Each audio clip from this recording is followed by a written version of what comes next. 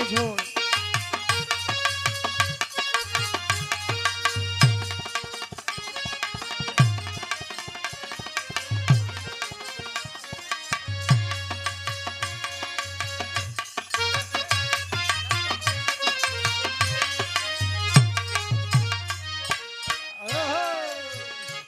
गीत के संकेत बा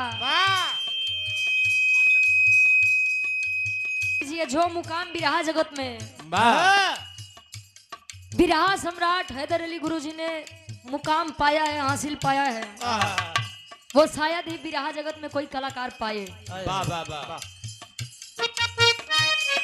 एक बिरहा था लव कुश कांड, उसमें गुरुजी ने गाया था प्रभु श्री रामचंद्र जी जब घोड़ा छुड़ाने के लिए जाते हैं तले अपने दोनों लड़का लव और कुश को देख करके विचार कर रहे हैं का कहें। और एक बात सत्य है,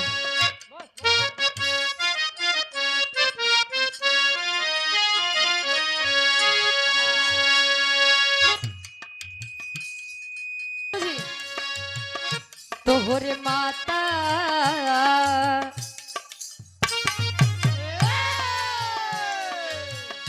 तोहरे माता पिता के धन्यवाद बा, तोहरे माता पिता के धन्यवाद बा, तोहरे माता पिता के धन्यवाद बा, तोहरे माता पिता के धन्यवाद बा, तोहरे माता पिता के धन्यवाद बा, तोहरे माता पिता के धन्यवाद बा, तोहरे माता पिता के धन्यवाद बा,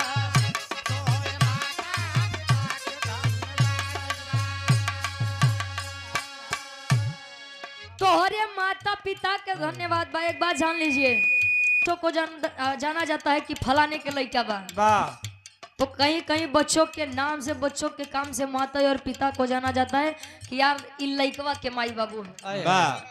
एक दूसरे के दोनों पूरक होते हैं।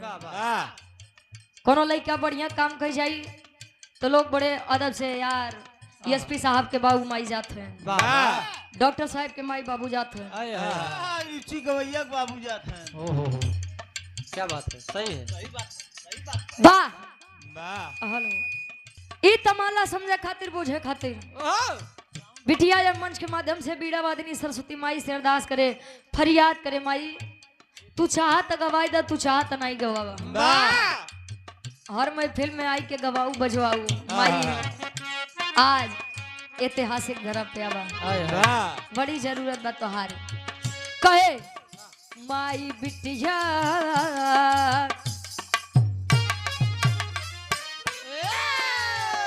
माई बिटिया के तोहरे बा सहारा, माई बिटिया के तोहरे बा, माई बिटिया के तोहरे बा सहारा।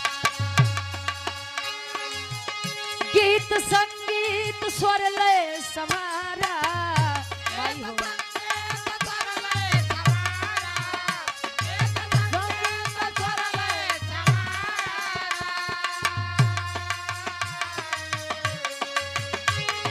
संगीत स्वर लय सवारा, माई बिटिया के तोहरे बा सहारा, माई बिटिया के तोहरे बा, माई बिटिया के तोहरे बा सहारा। आगे तफंगे स्वर लय सवारा, गीत तफंगे स्वर लय सवारा, माई बिटिया के तोहरे बा सहारा, माई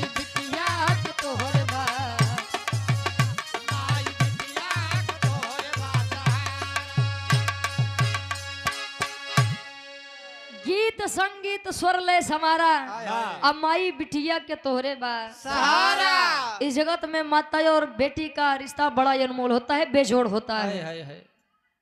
मंच से नीचे रहते हैं तो हमें यह लगता है कि आज हम गा ही नहीं पाएंगे, नहीं, मंच पे चढ़ते ही एक अदृश्य शक्ति आती है और कहती है कि नहीं बेटा, जैसे तू, हाँ बाबू, जैसे तूने अपना अगला मंच संभाला था वैसे तू आज भी यह मंच संभालेगी। ये सरस्वती माँ की कृपा होती है, हमारी जन्मदायिनी माँ की कृपा होती है। अंतरा के पहले अंताल में बिटिया अरदास करे का।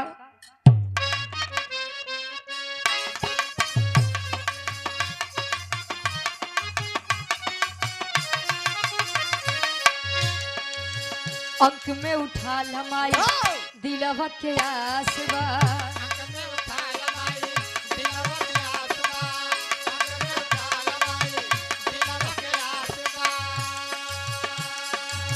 अंक में उठा लमाई दिलवा के आसवा, तू आई गवई बुमाई पूरा विश्वास बा।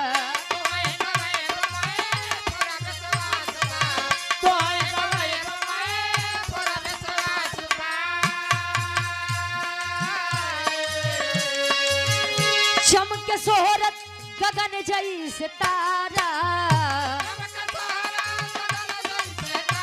माई हो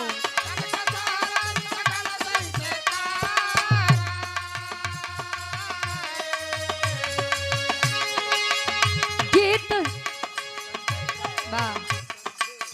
चमके सोहरत गगन जैसे तारा, माई बिटिया के तोहरे बा सहारा, माई बिटिया के तोहरे बा, माई बिटिया के तोहरे बा,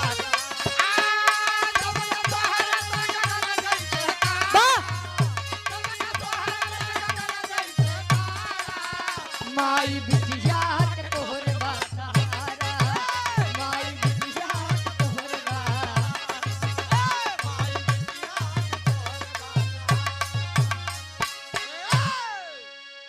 अंक अंक का मतलब गोद। माई अंक में उठाला माई दिलवा के आसवा, लैला हो बाबू के।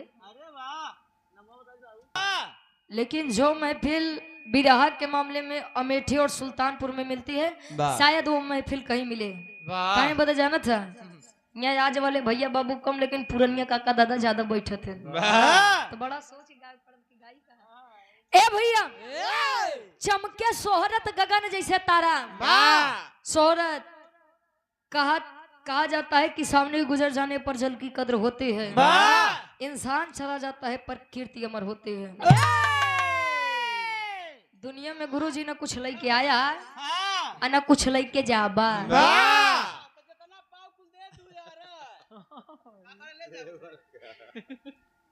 तू का चाहते आखिरी भावा, कहे मन की तरंग मार लो बस हो गया भजन, आदत बुरी सुधार लो बस हो गया। कहा जाता है ये मन बड़ा चंचल होता है गुरुजी, जल्दी तो भाव भजन में रमता नहीं, लेकिन रम जाए तो आसाराम चेला हो जाए। वही साऊ है, हारमोनियम सीख ले। इसीलिए भाव चाहे 2 मिनट ही करिए, लेकिन भक्ति से करिए, भक्ति भाव की होनी चाहिए। आखिरी भावा बिटिया अरदास करे कि बिरहा जगत में हमार माई बाबुआ का और खानदान हमार का बा। कैसे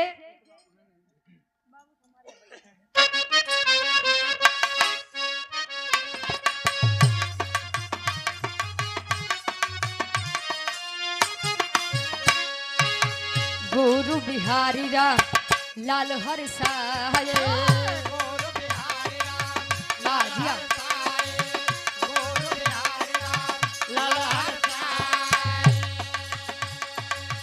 गुरु बिहारी रा लाल हर साय, कभी अमलेंदु जी गीत सजाए, कभी अमलेंदु जी कभी अमलेंदु गीत सजाए। इस गीत को प्रयागराज के हमारे गुरुजी अमलेंदु हमारा जी इस गीत को अपनी कलम के माध्यम से बड़ा बढ़िया सजाए, सजा के गए। कहे गावे रुचि याद तोहरे बा सहारा,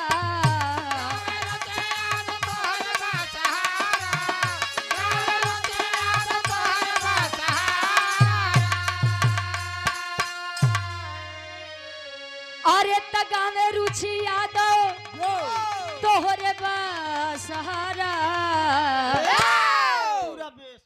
अरे माई महफिल हमारी नजर से देखो ट्रेबल ही दिखेगा। अरे माई महफिल माई महफिल में बिटिया के उबारा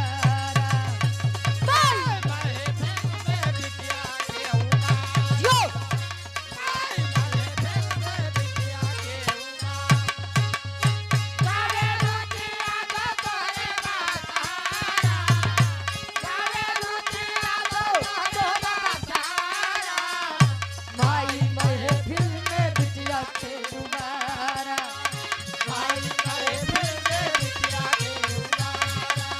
अरे तमाई महफिल में बिटिया के उबारा